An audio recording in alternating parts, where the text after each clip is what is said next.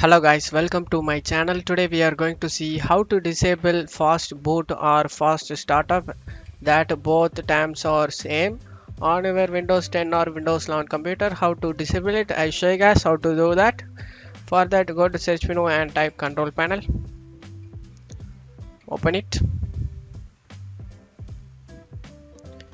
Select the view by to large icon and select the power option guys.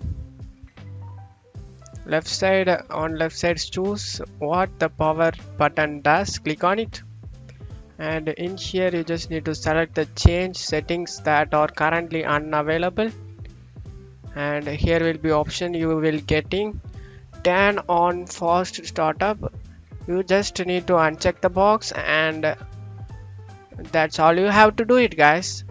But I am not getting that option. I am in VMware guys, that's why I'm not getting it. You just need to uncheck the box, turn on fast startup, uncheck the box and select save changes. And that's it for today's video guys. I hope this tutorial definitely helpful guys. Give me a like and subscribe. Thank you.